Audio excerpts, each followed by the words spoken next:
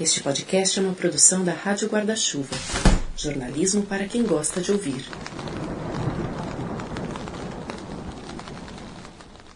Oi, tudo bem? Tô com aquela saudade já antecipada por ter chegado ao último episódio da temporada Leia Clássicos. É hora de fechar o ciclo. Começamos com A Barata, na Paixão Segundo GH de Clarice Lispector, e terminamos com A Barata nessa conversa sobre a metamorfose do Kafka. Eu espero que nesse percurso você tenha feito descobertas, encontrado boas conversas, reencontrado livros de que já gostava, ressignificado livros de que não gostava tanto assim. Antes de falar de A Metamorfose, eu quero te lembrar que você pode apoiar o Põe na Estante, ajudá-lo a continuar no ar. É só entrar em catarse.me/Põe na Estante. Lá você encontra planos a partir de R$5 mensais, se puder e quiser contribuir.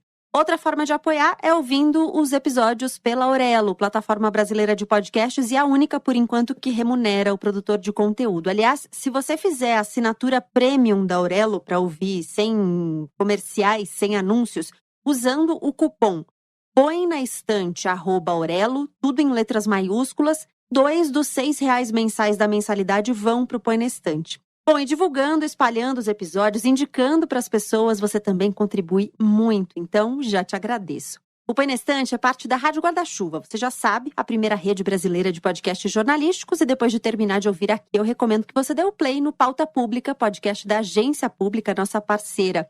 No episódio mais recente, eles trazem uma entrevista com a correspondente Silvia Colombo, que acabou de lançar o livro O Ano da Cólera, em que ela traz um panorama do impacto da pandemia nos países latino-americanos. É isso. Bora para nossa conversa? Esse podcast é apresentado por b9.com.br.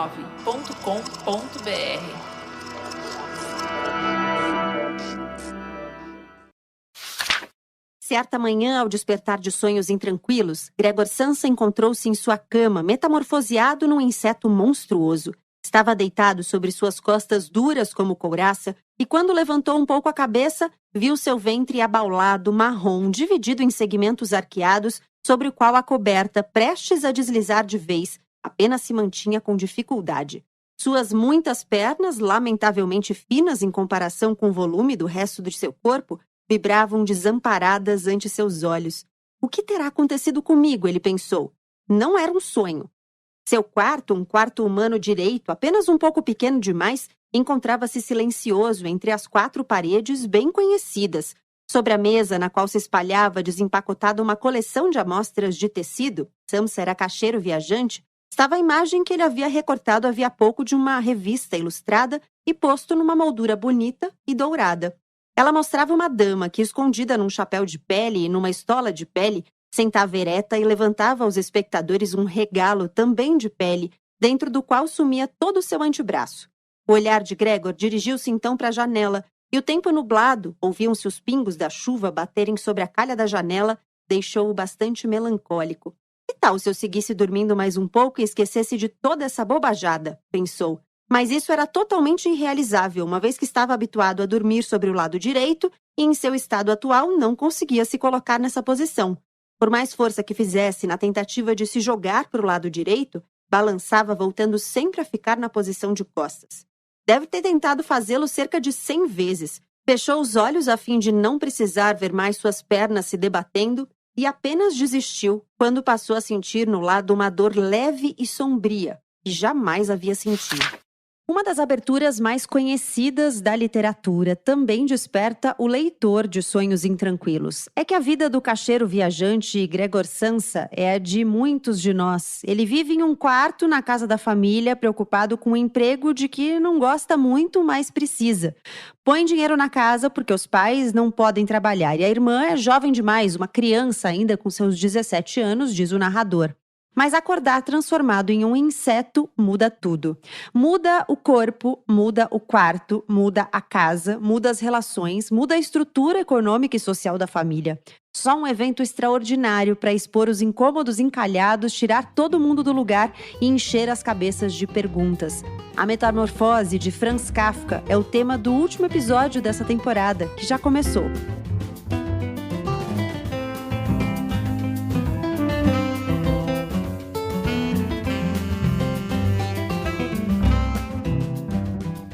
Bem-vinda, bem-vindo ao último episódio da temporada Leia Clássicos. Se essa for a sua primeira vez aqui no Põe na Estante, eu te conto. Esse é um clube do livro em formato de podcast. Tem sempre duas pessoas na mesa comigo, Gabriela Maier, conversando sobre a mesma obra. A gente compartilha ideias, questões, impressões. E para falar sobre a Metamorfose, novela clássica do Kafka, eu convidei a Aline Hack e o Gabriel Benamor. Sejam muito bem-vindos. Muito obrigada por toparem estar aqui no Põe na Estante. Vou pedir, por favor, para que vocês contem quem são vocês. Aline, quem é você? Eu sou a Aline Hack, eu sou host, produtora e apresentadora do Olhares Podcast. Fora do ambiente digital, eu sou produtora de podcast, sou advogada e também sou pesquisadora na área de direitos humanos, gênero e podcast. Gabriel, quem é você? Bem, eu sou o Gabriel, eu também tenho meu podcast, literalmente. Não é tão bom quanto Põe na Estante, mas chega perto. Ah, é bom sim. O podcast já existe há quase 2 anos e eu também sou jornalista de formação e trabalho no mercado editorial há 2 anos. Muito bem. Bom, eu vou começar com a primeira pergunta de todos os episódios nessa temporada. Queria saber se vocês já tinham lido a Metamorfose ou se já tinham lido outros livros do Kafka ou se foi a primeira vez, o primeiro contato de vocês com ele e com esse livro especificamente. Para mim é uma releitura, né? Eu já tinha lido a Metamorfose uns 5 anos atrás, mais ou menos. Lembrava questões gerais do livro, né? Mas não lembrava de muitos detalhes, né? Então foi uma releitura daquelas bem boas para pegar pequenas sutilezas que tinham passado da primeira vez. Eu nunca tinha lido Kafka e nunca tinha lido a Metamorfose. É interessante porque eu estava pensando sobre isso esses dias, que eu li alguns clássicos na escola, mas esse aqui foi um que passou. Eu não me lembro de ter lido e foi um desafio, eu diria, assim, ler esse livro agora, com mais de 35 anos, eu acho. Foi uma leitura fluida para você, Aline? Foi uma leitura fluida, porque eu tô muito acostumada com texto acadêmico, né? Quando eu começo a ler romance, né, novela, eu acho muito rápido, muito fácil. Eu li esse livro em 2 dias. Eu achei muito rápido, muito fluido, mas ainda assim, mesmo lendo de uma forma muito fluida, eu senti incômodo em muitas partes do livro. Tá, vamos falar dos seus incômodos já já. Gabriel, conta antes se para você também foi uma leitura fácil, assim, ou uma releitura. Foi. Da primeira vez não foi tão fácil, né? Agora a releitura terminei em menos de 24 horas. Da primeira vez eu lembro muito da questão do incômodo de ser um inseto gigante, né, o tempo todo, né? Isso não sai da cabeça, né? Durante o livro todo. Então você, ao mesmo tempo que está acompanhando ali todos os pensamentos daquele personagem, você também tem um certo distanciamento dele, né? Você nunca consegue se identificar 100% com o Gregor. Querendo ou não, gera um certo asco, assim, né? Em algumas situações, nas situações, por exemplo, da comida, né? Que ele não consegue mais comer a comida boa, né? A comida fresca. Ele só gosta da comida que já tá um pouco apodrecida, assim. Você fica imaginando aquilo, dá um certo asco, né? E assim, esse livro foi escolhido para fechar a temporada porque a ideia era começar e terminar a temporada no lugar dos insetos. Então, a temporada abriu com Clarice falando da paixão segundo GH com a barata e a gente termina com o Kafka falando desse inseto gigante. Pode ser uma barata. No livro, em nenhum momento ele diz que é uma barata, né? Ele faz referência a um besouro em um determinado trecho. Vamos para os seus incômodos, Aline. Conta quais foram. Primeiro, na tradução que eu peguei, ele não fala besouro, ele fala barata mesmo. Ele fala barata? Fala barata, que é na parte que a empregada se refere ao Gregório, né? Na minha tradução tá a barata e um incômodo foi descobrir que era uma barata só no final, assim. Eu já sabia que era uma barata. Pelo menos assim, né? Por conta das referências que se faz a esse clássico, né? Eu não sabia dessa tradução. No meu também, nessa parte da empregada, aparece a referência mais clara, que é o inseto, porque até ali ele não te dá muita referência, né? Mas no meu, ela fala que é um besouro rola bosta, que eu até fui pesquisar, eu não conhecia. É um besouro que se alimenta das fezes de outros animais. É bem importante na pecuária, inclusive. Isso me deixou encucada, porque as referências que a gente encontra ao livro realmente falam de barata. Aí eu fui ler o que alguns críticos, gente que pesquisa o Kafka, diz para ver se alguém dizia em que, afinal de contas, o Gregor Samsa se transforma no fim das contas. E o que eles dizem é que, na verdade, a barata foi o inseto que ficou no imaginário das pessoas, mas que o livro não te dá todos os elementos para você cravar o que ele é exatamente, que inclusive Era um desejo do Kafka que na edição não ficasse muito claro, não ficasse muito delineado. Bom, mas como o livro é também o que a gente faz dele pelo imaginário, né? Vamos seguir com a barata. Bom, vamos falar dos seus incômodos, Aline. Uma coisa que o Gabriel falou que eu não consegui identificar é que se de fato é uma barata gigante. Porque em nenhum momento que... Eu posso ter deixado passar, né? Mas em nenhum momento disse que era uma barata gigante. Mas ele faz coisas, né? Tipo, ele abre a porta, ele consegue abrir o trinco. Tem uma passagem que o pai dele chuta ele pra dentro do quarto, ele se machuca, né? Porque ele fica entalado na porta. Sim, Então, você fica, né? Mas gigante quanto também, né? Eu fiquei assim, né? Tipo, será que é do gigante do tamanho de uma pessoa? Ou será que é gigante se comparado a uma barata normal, pequenininha? No entanto, ainda que a irmã, esgotada por causa do serviço no emprego, estivesse cansada de se ocupar de Gregor como fazia antes, não havia razão nenhuma para a mãe intervir. E mesmo assim, Gregor não precisaria ter sido deixado de lado, pois agora eles tinham a faxineira à disposição. Essa velha viúva que em sua longa vida devia ter suportado o que havia de pior com a ajuda de sua robusta constituição óssea, não chegava a ter propriamente aversão a Gregor.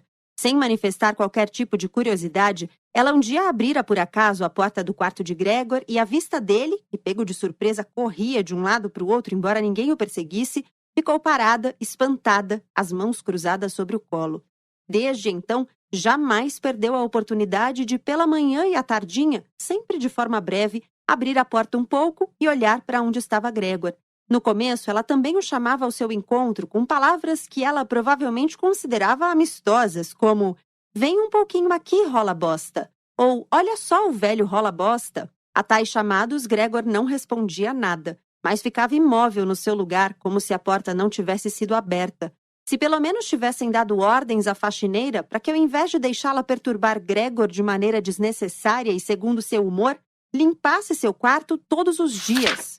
Mas o primeiro incômodo mesmo que eu gostaria de nomear é bem no começo, quando ele realmente tem a metamorfose. Eu acho que o Kafka ele foi tão detalhista na cena que ele fala que ele tá tentando se virar, que ele tá de costas. E aí eu fiquei observando esses dias, olha só como é que o livro mexe muito com a gente. Eu fiquei observando esses dias o inseto virado de cabeça para baixo. E eu falei, gente, é realmente muito incômodo para um inseto virar de cabeça para baixo. E eu fiquei imaginando essa cena dele virado de cabeça para baixo. E como seria para mim, né? Tipo, você tá em uma posição que inicialmente parece ser uma posição confortável, deitado na sua cama. E aí ela deixa de ser uma posição confortável e ela se torna extremamente desconfortável porque você não consegue sair dela, sabe?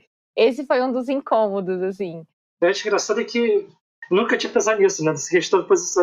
Como o livro até passa várias vezes por isso, né? De coisas que eram boas e de repente já não são mais. Então, a gente já citou a comida, agora a posição. Então, assim, realmente tem várias vezes essa questão no livro. Mas, por outro lado, né, tem várias coisas que não eram boas na vida do Gregor ou do Gregório, né, que tem algumas traduções que aportuguesam, né, o nome dele. Tem várias coisas que não eram boas na vida dele e das quais ele se liberta, né? Por exemplo, o trabalho. O trabalho dele, ele odiava o trabalho dele, aparentemente, e é muito louco, porque quando ele acorda transformado num inseto, ele não vai trabalhar, e o gerente baixa lá na casa dele pra saber dele. Aí você fala assim, nossa, que gerente preocupado e tal. Mas não, ele inclusive aproveita que ele tá lá falando da falta dele pra já fazer uma reclamação que a produtividade dele andava muito baixa.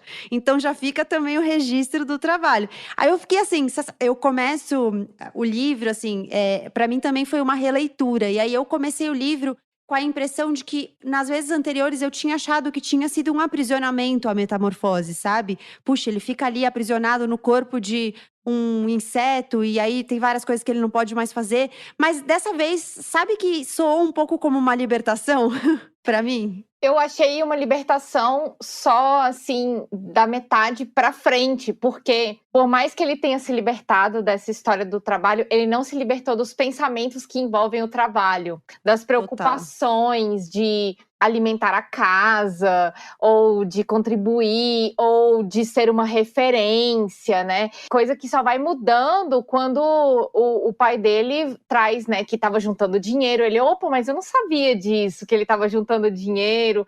Ou quando eles começam a alugar o quarto, né? Então dá pra gente ganhar dinheiro com outras formas. Eles não precisam de mim. Eu acho que quando vira essa chave, que é um segundo incômodo, assim, né? Quando ele sai dessa, vamos dizer assim, dessa posição humana mesmo, né? Que é uma posição que aprisiona muito a gente, igual você falou, né, Gabriela? Ele se liberta, né? Ele se deixa ser a barata, vamos assim dizer, né? Então ele começa a se preocupar com outras situações, como, por exemplo, ele começa a ter medo das pessoas verem ele, que é bem natural de um animal, né? Ou então com a própria alimentação dele, ou com uma cena que eu também fiquei rindo, assim, que fala que ele estava preso no vidro porque ele gostava de ficar no vidro porque era a hora que a barriga dele ficava geladinha. E é interessante isso, por isso que eu fiquei na dúvida se era uma barata gigante mesmo, assim, sabe? Porque do mesmo jeito que ele abre o trinco, que ele abre a porta, algumas coisas assim, eu apostaria que a metamorfose ela se completou diminuindo ele a um animal pequeno. Ele pode até ter começado com um animal grande, e aí ele foi se tornando um animal pequeno, pela própria forma como o livro termina. Não sei se a gente dá o spoiler. Não dá o spoiler, não. Mas o jeito que o livro termina, eu acho que leva a gente a acreditar que ele se tornou um animal pequeno por causa de como se desdobrou, entendeu? Uma referência que talvez nos dê algum parâmetro do tamanho é uma cena em que eles estão rearranjando o quarto, né? Na verdade, as mulheres da casa estão rearrumando o quarto, a irmã dele, a mãe e a faxineira, né? A empregada da casa. E ele tem um quadro no quarto, o quadro da mulher vestida em pele. E aí ele cobre o quadro pra ninguém tirar o quadro do lugar que o quadro ele não quer que leve. E a impressão que dá nessa hora é que ele é meio do tamanho do quadro, assim. Ele fica na frente do quadro o suficiente pra cobri-lo, mas não mais do que isso. Pelo menos eu fico imaginando a cena dessa forma. Então eu fico imaginando ele, uma barata gigante pro tamanho de uma barata, mas talvez não gigante no sentido de ser um monstro, assim, sabe? O que a Aline falou dele ir encolhendo ao longo do livro também faz sentido porque na última página a própria empregada, né, fala que realmente ele parecia muito menor no final, né? Tava magro, né? Ela até fala, tava comendo pouco. É verdade. E também sobre a questão do trabalho, não sei muito bem se é uma libertação, né? Uma libertação no sentido de que ele não precisa mais ir para aquele emprego que ele odeia, que ele é super cobrado, a ponto do gerente bater na porta dele por causa de 2 horas de atraso. E é muito engraçado que ele virou uma barata gigante, mas a preocupação dele é pegar o trem, né? Então ele quer ir lá vestido de barata. Mesmo numa barata gigante, ele quer trabalhar. Mas ao mesmo tempo, assim, tem também a questão das empregadas domésticas da casa, né? Que são 3 ao longo do tempo e com cada uma existe uma relação diferente do Gregor com a empregada doméstica. A primeira, a família demite para que não conte para ninguém o que aconteceu com ele. A segunda fica presa na cozinha para nunca ir no quarto do Gregor. E a terceira é que passa a cuidar dele, assim, conversa com ele, dá comida para ele, porque antes era a irmã que fazia esse trabalho de cuidado, né? E o que acontece com a irmã para ela parar de fazer isso? Ela arruma um emprego. Todos eles são obrigados a trabalhar quando o Gregor vira inseto, justamente porque ele é que colocava o sustento ali na casa, e aí ele fala assim, meu pai não poderia trabalhar porque ele é muito gordo e pesado, a minha mãe é asmática, fica cansada só de andar em casa, e fala que a irmã é uma criança, que tem só 17 anos. E aí todo mundo tem que trabalhar, né? Não tem escapatória. Você imagina o quanto ele ganhava como caixeiro viajante, né? Para 3 pessoas terem que substituir a renda dele. Não, e eles ainda complementam a renda com a chegada de 3 inquilinos, né? Então eles passam a alugar uma parte da casa, um quarto da casa para esses 3 homens. Muda completamente a estrutura. Gregor precisou apenas ouvir a primeira palavra de saudação do visitante e já sabia quem era, o gerente em pessoa. Porque apenas Gregor era condenado a trabalhar numa firma na qual, pela menor das omissões, levantava-se logo a maior das suspeitas. Será que todos os funcionários, sem tirar nem pôr nenhum, eram vagabundos? Não havia entre eles nenhum homem leal e dedicado que, embora deixando de aproveitar algumas horas da manhã em favor da firma, tenha ficado louco de remorso e francamente incapaz de abandonar a cama? Será que não bastava mandar um estagiário perguntar se é que essa perguntação era mesmo necessária? Será que o gerente tinha de vir em pessoa e mostrar, através disso, a toda a família inocente que a investigação desse assunto suspeito só podia ser confiada ao entendimento do gerente? E mais devido à irritação em que Gregor fora levado por causa dessas considerações do que devido a uma decisão em si, ele se atirou com toda a força para fora da cama. Houve uma pancada alta, mas não propriamente um estrondo. A queda foi amainada um pouco por causa do tapete, e as costas também eram mais elásticas do que Gregor havia pensado que fossem. Daí, o ruído surdo, nem tão chamativo. Apenas não havia segurado a cabeça com precaução suficiente e acabara batendo-a. Virou-a e esfregou-a no tapete, sentindo raiva e dor. Eu sinto assim, eu até fui pesquisar mais sobre o Kafka, né, para entender qual era o repertório político dele, porque eu sinto várias críticas à burguesia mesmo, né, era uma família burguesa. E aí eu vi que ele teve um alinhamento em determinado momento com o socialismo, mas que ele era de origem, de raiz anarquista, né? Eu senti essas críticas e eu senti a crítica também, foi interessante o Gabriel colocar, eu senti a crítica em relação às empregadas domésticas, porque a última empregada doméstica é a empregada com o aspecto físico, vamos dizer assim, fora do comum, né? Eles chamavam ela de ossuda. Não sei se na tradução de vocês tinha essa referência, mas eu fiquei imaginando como seria essa senhora e eu imaginei que talvez fosse uma mulher velha, uma mulher já com corcundinha, né? Alguma coisa assim. E esse processo de desvalorização e esse processo também de desvalorização do Gregório como dentro desse processo, né, dele, que tem muito a ver também com esse lance de vamos tocar a nossa vida, entendeu? Aqui está o problema e ele deixa de ser um problema, sabe? Eu acho que são críticas bem interessantes e, ao mesmo tempo, essa característica da burguesia, né? De, se tem uma pessoa que eu posso explorar, que no caso da época era o Gregório, né? Eu não vou trabalhar, eu vou ficar de boa porque já tem uma pessoa trabalhando por mim, né? Eu acho isso uma crítica muito pra burguesia, assim, sabe? Você percebe que ele perde completamente valor dentro daquela família a partir do momento que ele não gera valor econômico, né? Ele não tem mais renda, então ele fica lá isolado no quarto, até o quarto que, no princípio, a irmã liberou o quarto para ele ter bastante espaço para caminhar, depois eles começam a entulhar móveis velhos dentro do quarto dele. E a irmã, depois que arruma esse emprego, ela muda completamente de atitude em relação a ele. Né? Que no começo era ela que cuidava, ela se preocupava com o que ele comia, com o que ele não comia, ela que descobre que ele está preferindo os alimentos mais podres, e de repente ela acaba o livro falando que não é possível que aquele inseto seja irmão dela, que se fosse irmão dela ele já teria se tocado e ido embora há muito tempo. Que achei o cúmulo da crueldade. Eu também, mas eu acho que no começo ela tinha um interesse, né? Porque assim, a irmã tocava violino e ele era a única pessoa que dava atenção pra isso. Então ele fala inclusive que queria, na verdade o narrador fala, né? É que o narrador ele é tão imersivo na cabeça do Gregor Samsa que várias vezes você acha que é o Gregor que tá narrando, né? Mas não é. E aí tem uma hora que o narrador fala que o Gregor queria mandá-la pro conservatório de música. Inclusive pagando tudo e tal, que ele não economizaria para isso. Então eu acho que no início a irmã tem uma expectativa de desmetamorfosização, de destransformação, sei lá, ela acha que ele vai voltar a ser uma pessoa e aí se ele voltar, interessa para ela que ela tenha cuidado bem dele, afinal ela espera que ele mande ela pro conservatório musical, né? Agora, eles têm uma relação meio esquisita, assim, em vários momentos eu achei que ele desejava a irmã, ele fica meio que vigiando a nudez da irmã, a roupa que a irmã tá usando. Tem uma cena que ela tá tocando violino pros inquilinos e ele vai meio que avançando em cima dela e eu achei que não... Primeiro eu fiquei pensando, será que é pela música? Mas depois fiquei pensando, será que é pela irmã? Não sei, eu achei a relação dos dois meio esquisita, assim. Realmente no começo ele tá muito preocupado com o fato de se a irmã tá vestida ou não vestida, né? Muito. Também é uma preocupação bem estranha, assim, né? E depois, quando a irmã aparece na porta dele e o chefe chega, ele fala, será que ela já tá vestida para receber o chefe?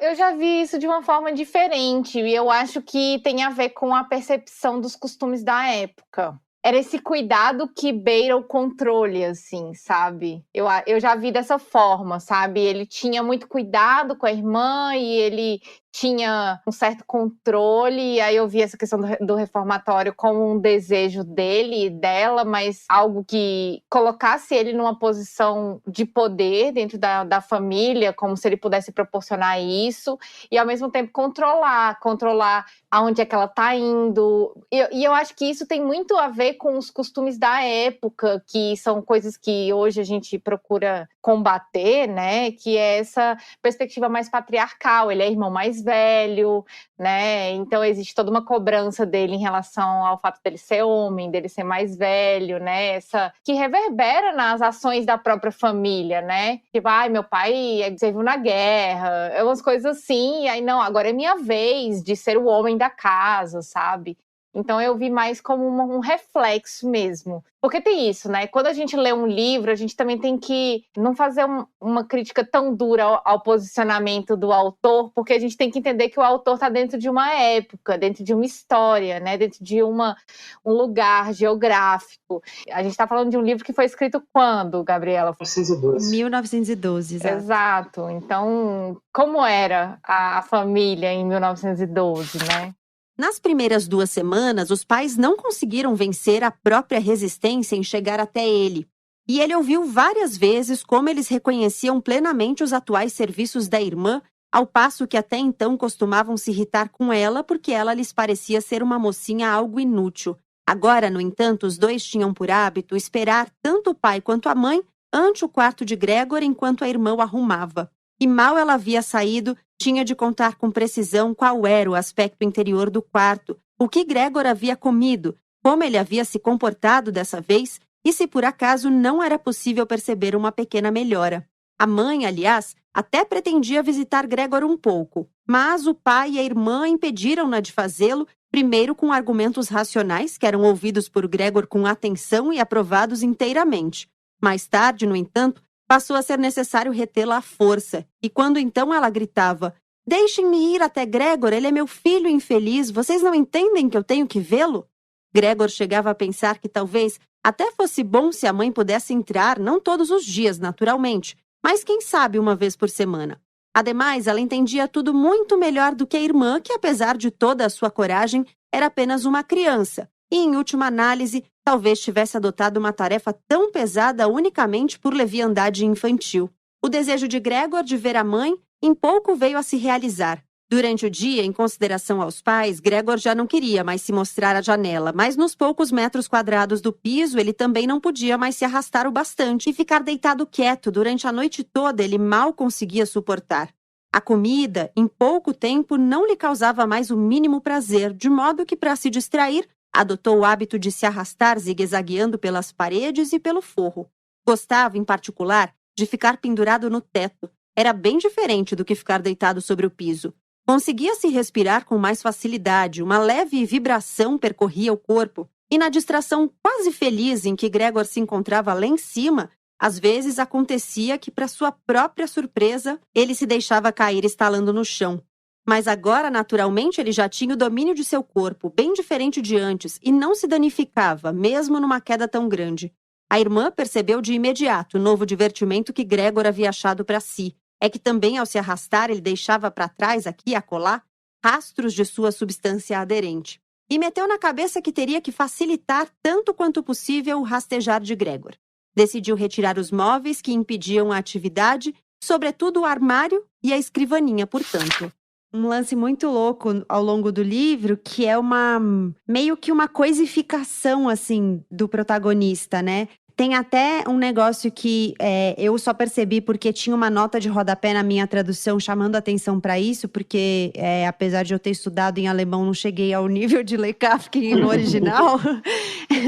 Tem uma nota de um trechinho que ele está falando de um incidente que aconteceu e ele fala que o corpo dele foi danificado. Ele usa essa palavra na tradução. E aí o tradutor colocou uma notinha dizendo o seguinte, que a palavra em alemão que eles usam nessa parte do texto é beschädigen. E beschädigen é um verbo em alemão que é usado só para objetos, para coisas, para objetos. Você não fala que uma pessoa, que isso aconteceu a uma pessoa, né? A pessoa se machuca, ela não é danificada. Tanto que ele usa danificado na tradução, que também remete muito a coisas, né? A gente não fala, ele danificou o pé, rapata, né?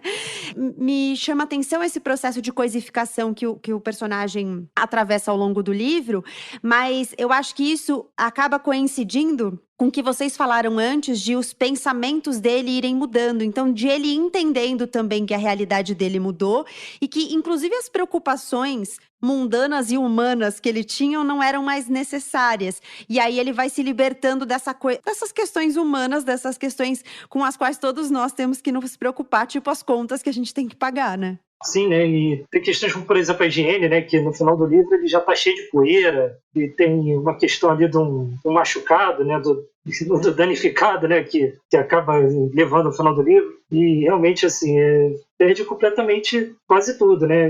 A única questão que sobra é justamente essa dúvida que você falou, Gabriela. Se é a música ou o irmão que atrai ele para fora do quarto naquele momento, né? Eu acho que ali foi o último traço de humanidade dele. E ele pergunta isso, né? O narrador pergunta isso, tipo... Ele pergunta alguma coisa assim, como é que um animal pode gostar de música? Ele coloca o foco na música, mas é que eu fiquei pensando depois, putz, será que era a música ou será que era a irmã? Mas de qualquer maneira, como é que um animal pode se atrair ou pela música ou pela irmã? Não tá na animalidade, né? Tá na humanidade ainda. Eu acho que foi uma dica que o Kafka faz para mostrar que, de fato, ele se animalizou, entendeu? Porque a gente encontra em outras leituras sobre a mágica da música em animais, tem até os contos de fadas, o flautista que chama os ratos, umas coisas assim. E é claro que a gente não tá comparando um rato a uma barata, porque são animais muito diferentes, mas existe esse fator da música ser algo hipnotizante, né? A irmã começou a tocar. O pai e a mãe, cada um do seu lado, acompanhavam atentos os movimentos de suas mãos. Gregor, atraído pela música, ousara avançar um pouco e já estava com a cabeça dentro da sala de estar. Quase não se surpreendia mais pelo fato de, nos últimos tempos, adotar tão pouca consideração no que respeitava aos outros.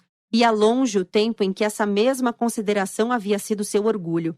E, no entanto, talvez fosse justo agora que ele deveria ter mais motivo para se esconder, pois, devido ao pó que se juntara em seu quarto, encontrava-se por todos os lados e levantava ao menor movimento, também ele estava coberto de pó, fiapos, cabelos, restos de comida, e arrastava tudo por aí sobre as costas e dos lados de seu corpo.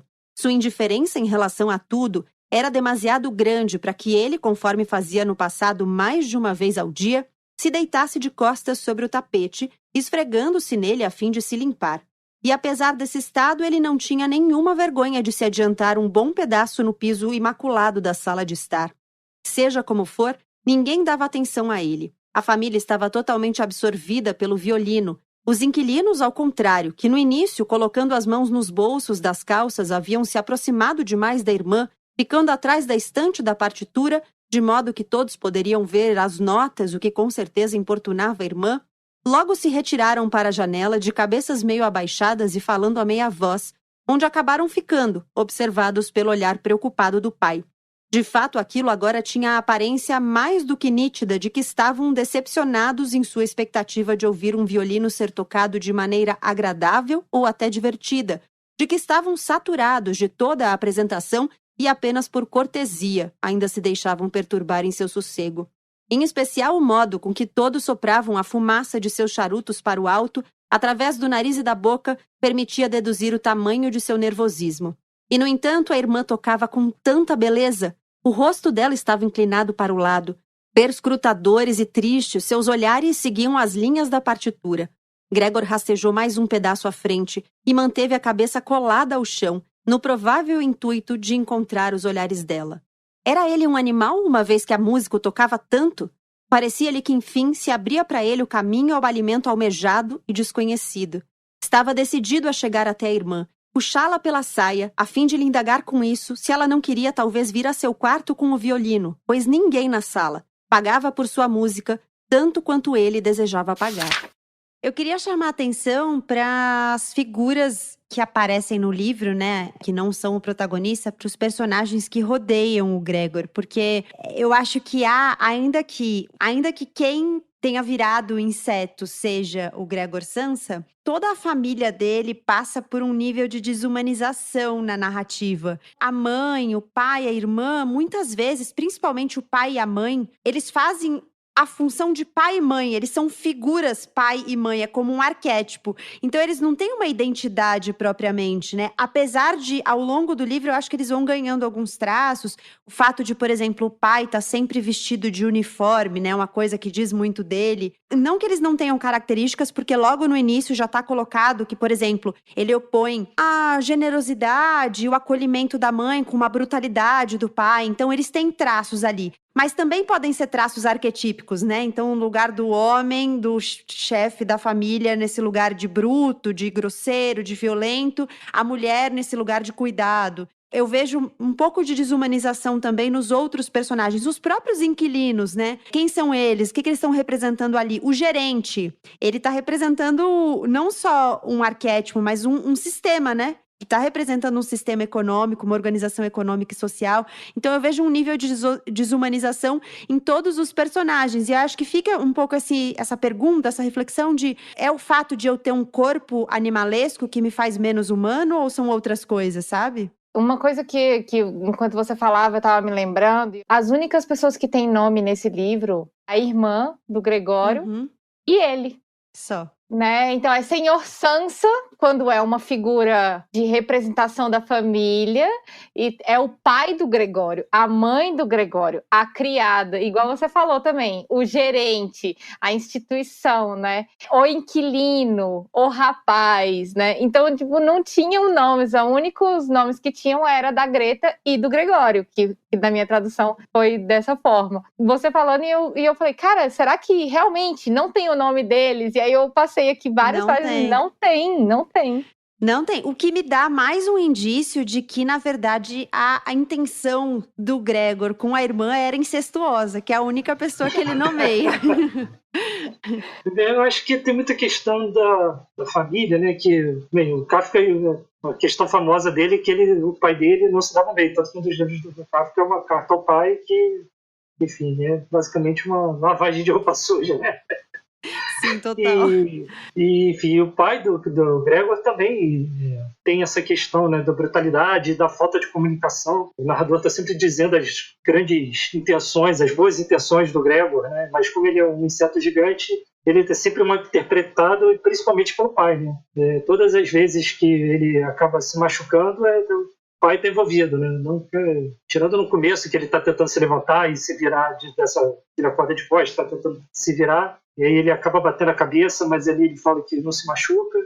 Mas todas as vezes que ele, como inseto, se machuca, o pai está envolvido, né? Então, eu acho que essa questão da falta de comunicação dentro da família também é um ponto central ali do livro. E digo mais, né? A própria percepção da família em relação à irmã dele. Porque no início a irmã dele era uma criança e ela vivia meio que à sombra dele. E a partir do momento que ele deixa de ser o protagonista dessa família, a irmã passa a ser protagonista dela. Pode ser que essa troca também de papel dentro da família, eu acho que é o que justifica também a nomeação deles. Porque a própria forma como a família percebe a filha no início, no meio e no fim, pode ser que seja alguma coisa relacionada a... No início, ela não era gente. E aí ela passa a ser gente por causa dessa mudança, desse processo de amadurecimento ao longo do livro. Assim. Eu acho que ela passa a ser gente a partir do momento em que ela começa a pôr dinheiro dentro de casa. Pois é. Ela tem a possibilidade de trabalhar, né? Faz sentido. Declaro por este meio, disse ele, levantando a mão e procurando também a mãe e a irmã com os olhos. E eu, levando em conta as condições repulsivas reinantes nesta casa, ao dizer isso, cuspiu ao chão rápido e decidido. Rescindo neste momento o contrato de aluguel do meu quarto. Naturalmente, também não haverei de pagar o mínimo que seja pelos dias em que aqui morei, mas, ao contrário, haverei de refletir para ver se não movo alguma ação estabelecendo reivindicações que o senhor acredite serão muito fáceis de fundamentar. Ele silenciou e olhou direto à sua frente, como se esperasse alguma coisa, e de fato seus 2 amigos logo entraram no assunto com as palavras: "Também nós rescindimos neste momento o contrato de aluguel." Depois disso, ele agarrou a maçaneta e bateu a porta com um estrondo. O pai cambaleou com as mãos tateantes em busca de sua cadeira e deixou-se cair sobre ela. Parecia que ele se espichava para sua soneca habitual do anoitecer, mas o forte inclinar de sua cabeça, que ele parecia não conseguir sustentar mais, mostrava que ele estava bem longe de dormir. Gregor permaneceu todo esse tempo deitado calmamente no mesmo lugar em que os inquilinos o haviam surpreendido. A decepção com o fracasso de seu plano, mas talvez também a fraqueza ocasionada pela grande fome que passava, tornavam-lhe impossível o ato de se movimentar.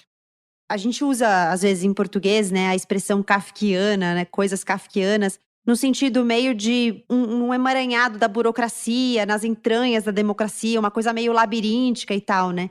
E nesse livro, apesar dos eventos extraordinários, isso aparece de forma mais pontual, mas aparece também, né? Os próprios inquilinos, quando eles falam que em determinada situação lá acontece uma coisa e eles falam que vão rescindir o contrato, que não querem mais aquele contrato de aluguel. Eles usam nesse momento uma linguagem mais burocrática, mais cartorial, né? Que é uma característica que aparece muito no Kafka. Mas nesse livro especificamente, é diferente, por exemplo, O Processo, que também é um livro pequeno, um livro curto, um livro que foi publicado póstumamente, né? Essa é uma coisa interessante da vida do Kafka, inclusive, que vários livros do Kafka foram publicados depois que ele já tinha morrido, graças a um amigo dele, o Max Brod, que publicou vários dos trabalhos dele póstumamente. E O Processo tem muito dessa linguagem burocrática, né? Muito mais... a própria história, obviamente, você fica nas entranhas ali da burocracia. É engraçado que eu li recentemente uma matéria sobre os diários, enfim, os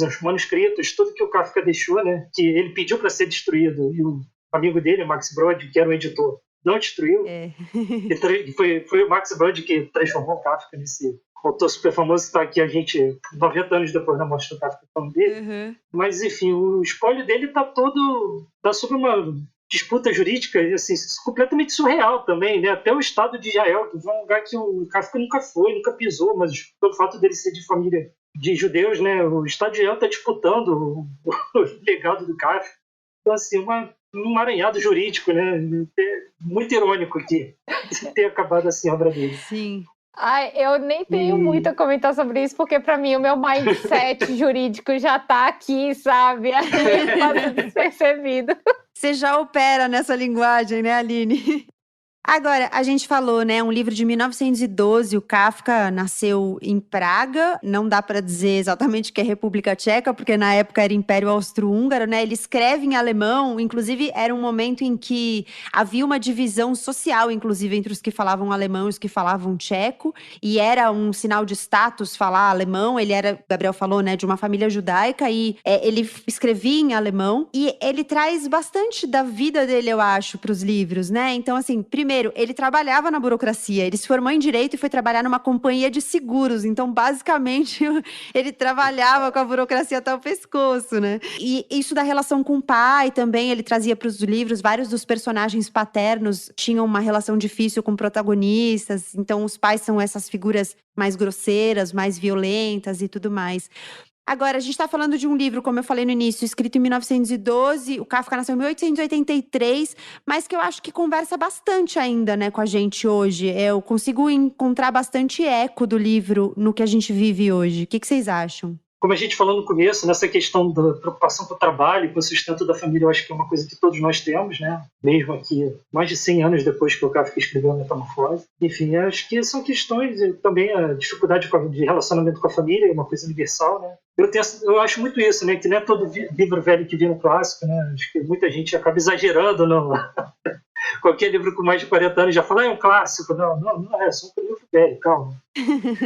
Mas nesse caso, não, né? Nesse caso, realmente é um livro que daqui a 100 anos as pessoas com certeza vão continuar falando. Eu fico pensando sobre isso também. O que seria um livro clássico? E essa capacidade de ressoar para além do seu tempo, né? Que, na verdade, é o que traz continuidade para um livro, né? E essa questão da identidade do trabalho, a pessoa, ela se identifica pelo seu trabalho, né? O que você é? Eu sou caixeiro viajante, eu sou gerente, eu sou administrador disso, eu sou mãe. E aí, olha que interessante, né? A mãe também é uma identificação de trabalho, porque ela cuida, porque ela trabalha em casa. E isso vai além do tempo que foi escrito, né? Todas essas colocações que a gente trouxe aqui, posições de poder, estruturas familiares, locais, né, de ocupação dentro de uma casa.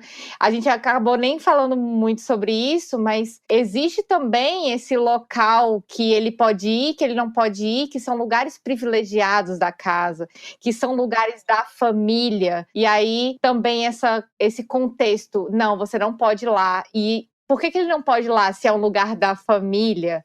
Você tem que ficar no seu quarto, como se isso fosse um problema privado. Dentro das nossas relações familiares, eu acredito que hoje, a gente falando em 2021, muitas famílias são exatamente como essas aqui retratadas no livro, sabe? Do pai, que ao mesmo tempo ele tem um poder de mando e um poder de decisão dentro de uma família, mas ao mesmo tempo ele está numa posição mais fragilizada pelo seu trabalho, pelo seu lugar como aposentado, como velho, talvez. Se exige um respeito, mas não se perde o poder da mãe que cuida e que decide muitas coisas importantes, principalmente dentro da casa, ou da hierarquia entre filhos, da desvalorização do trabalho doméstico e da trabalhadora doméstica. São todos temas que a gente ainda pode trazer para essa discussão de 2021. A gente pode refletir que muito do que foi tratado aqui, e achei bem interessante também vocês colocarem das dificuldades que nós temos como filhos e filhas com os nossos pais e mães, não mudou tanta coisa assim. De, você fala e eu respeito, ou você fala e eu calo, sabe? É o que torna esse livro, assim, contemporâneo e que incomoda. E que incomoda ainda mais para além da barata, para além da situação de uma pessoa dentro de um romance virar um inseto, que é, meu Deus, esse livro foi escrito em 1912 e, tipo, não mudou nada. Eu acho que, pra mim, esse episódio tá fechando uma temporada de 8 discussões, né, sobre os livros clássicos, e eu acho que uma coisa que ficou ecoando a temporada toda pra mim foi como, por um lado, há questões que nunca vão ser superadas porque são questões do humano. Então, há angústias e há desejos que são insuperáveis mesmo, porque são intrinsecamente da existência, né? Por outro lado, quando a gente pensa coletivamente, né, na nossa construção social, no que a gente foi e é hoje como sociedade, dá um pouco de tristeza, né, de frustração ver que a gente ainda está discutindo as mesmas questões, que a gente não conseguiu avançar muito em algumas questões, que talvez elas tenham avançado um pouquinho, mas ainda não tenham saído muito do lugar. Ler esses livros clássicos, acho que eles dialogam muito com as nossas questões individuais, mas eles dialogam também com as nossas questões sociais, né? Sim, tem toda a questão do isolamento, né? Tudo que fala sobre o isolamento em 2021 acaba pegando mais forte, né? Tem isso ainda, né? Eu não sei se é muito papo de monólogo que eu vou falar agora, mas, enfim, um dos meus escritores preferidos é o Ricardo Pilha, argentino. E ele é um fãzaço do Kafka. Uhum. E num dos livros do Pilha, um livro de ensaios, que se chama O Último Leitor, ele faz um ensaio sobre o Kafka, e que ele diz muito como estava a mente do Kafka na época que ele escreveu Metamorfose, né? Que foi o ano que ele, por exemplo, conheceu a noiva dele, a primeira noiva, Felice, que era uma prima do Max Brod. Uhum. E ele escrevia para essa menina 2, 3, 4 vezes por dia, atolava ela de cartas, assim, né? Praticamente a vida dela era ler carta e ler manuscrito do Kafka, que ele também mandava os livros para ela. E uma coisa que o Pilha conta é que o Kafka estava com uma questão de isolamento na cabeça, né? Ele queria escrever a noite inteira, isolado ele também tinha irmãs, né? Ele também morava com os pais. Sim. E ele se isolava da família durante a madrugada para escrever a noite inteira. Então isso acaba também, que parece um pouco na Metamorfose também. Ele tinha 6 irmãos, né, ao todo. Era bastante gente para conseguir para conseguir se isolar, né? Era bastante gente de quem ele tinha que fugir dele.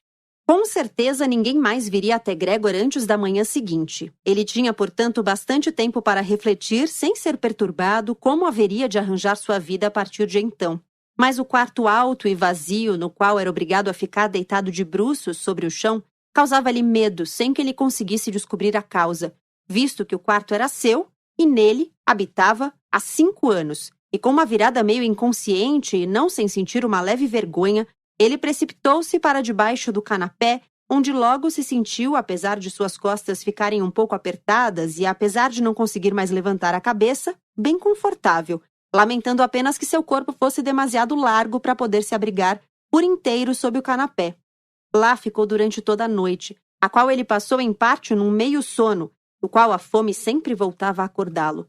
Em outra parte, dominado por precauções e esperanças confusas, mas que levavam todas elas à conclusão de que ele, por enquanto, tinha de se comportar com calma e tornar suportáveis, pela paciência e pela máxima consideração com sua família, as inconveniências que, em seu atual estado, ele estava simplesmente obrigado a causar aos outros. A Metamorfose é do Franz Kafka. Tem várias edições disponíveis, você encontra várias traduções também. Eu sempre gosto de chamar atenção para as traduções, porque acho que às vezes faz diferença ler em uma tradução ou outra.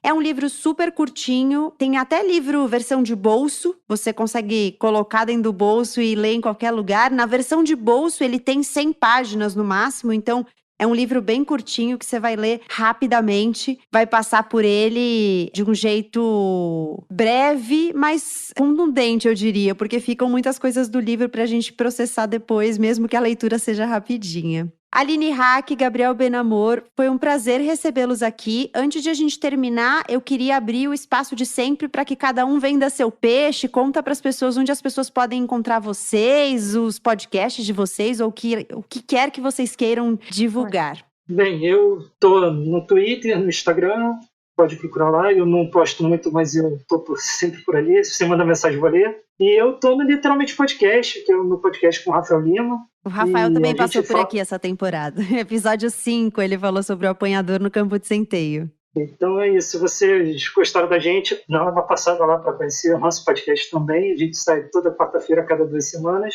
E eu queria dar uma última indicação sobre Kafka. O site The Onion, que é tipo um sensacionalista dos Estados Unidos. Eles têm um canal no YouTube que fala que o aeroporto Franz Kafka foi eleito o pior do mundo. É um aeroporto fictício, claro, que existiria na República Tcheca. E é muito divertido o que acontece com os passageiros que tentam embarcar nesse aeroporto. Então fica aí essa dica. Nossa, não conheço, vou procurar também. Eu tô no Twitter como Advogada Cansada, no Instagram como Aline Hack, e para quem quiser conhecer o meu trabalho, o Olhares Podcast, a gente está em todas as redes, como Olhares Podcast, no site olharespodcast.com.br. Nós não falamos de livros, nós estamos com um projeto novo agora esse ano de conseguir falar sobre livros feministas no nosso site e no nosso Instagram. Mas dentro dos nossos episódios, a gente sempre indica livros, principalmente na parte final de indicações. Tem sempre uma indicação de livros feministas ali. E é um conteúdo que tem como objetivo valorizar a oralidade, né? O local de fala e de luta das mulheres. Então, a gente usa o podcast como esse instrumento aí de histórias de mulheres em outros espaços. Muito bem. Gabriel, Aline, obrigada e até a próxima. Obrigada. Obrigado.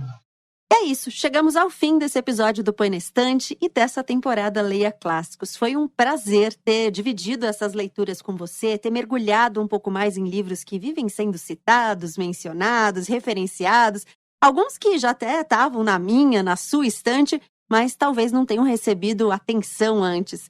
Espero que você também tenha gostado, tenha se animado a ler outros clássicos. Às vezes a gente fica com medo, meio receoso, agora a gente já sabe que os clássicos não são tão assustadores. Não esquece de seguir o Põe na Estante nas redes sociais, @Põe na Estante, no Twitter e no Instagram. E não esquece também de divulgar os episódios. Se você postar nas redes sociais, marca o Põe na Estante pra gente saber o que você achou e poder trocar por lá também. Eu sou a Gabriela Maier, cuido da pesquisa, da pauta, do roteiro, da edição do Põe na Estante. A mixagem é do Vitor Coroa e as capas são do Arthur Maier. Muito obrigada pela sua companhia. A gente se encontra na próxima temporada. Até lá!